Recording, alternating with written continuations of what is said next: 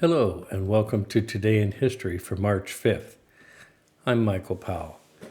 Today's episode reaches way back into our history because it was a cold and snowy night of March 5th, 1770, when a mob of American colonists gathered at the Customs House in Boston and began taunting the British soldiers guarding the building.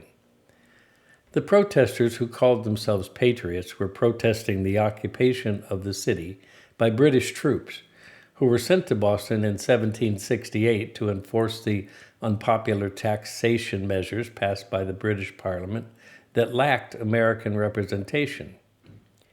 British Captain Thomas Preston, the commanding officer of the Customs House, ordered his men to fix their bayonets and join the guard outside the building.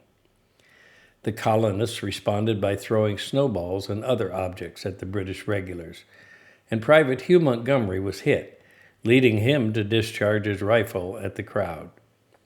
The other soldiers began firing a moment later, and when the smoke cleared, 5 colonists were dead or dying: Crispus Attucks, Patrick Carr, Samuel Gray, Samuel Maverick, and James Caldwell, and 3 more were injured.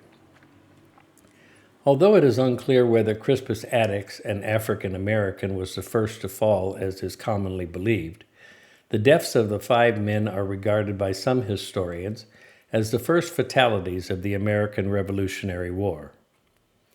The British soldiers were put on trial, and patriots John Adams and Joshua Quincy agreed to defend the soldiers in a show of support of the colonial justice system.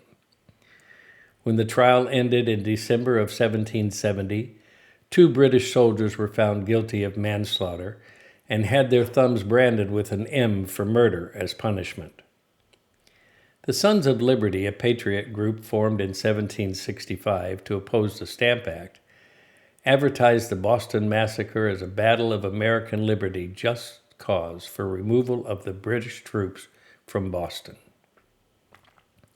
Patriot Paul Revere made a provocative engraving of the incident, depicting the British soldiers lining up like an organized army to suppress an idealized representation of colonists' uprising. Copies of the engraving were distributed throughout the colonies and helped reinforce the negative American sentiments about British rule. In April of 1775, the American Revolution began when British troops from Boston skirmished with American militiamen at the battles of Lexington and Concord. The British troops were under orders to capture Patriot leaders Samuel Adams and John Hancock in Lexington and to confiscate the Patriot arsenal in Concord. Neither of these missions was accomplished because Paul Revere and William Dawes rode ahead of the British, warning Adams and Hancock and rousing the Patriot Minutemen. 11 months later, in March of 1776, British forces had to evacuate Boston following American General George Washington's successful placement of fortifications and cannons on the Dorchester Heights.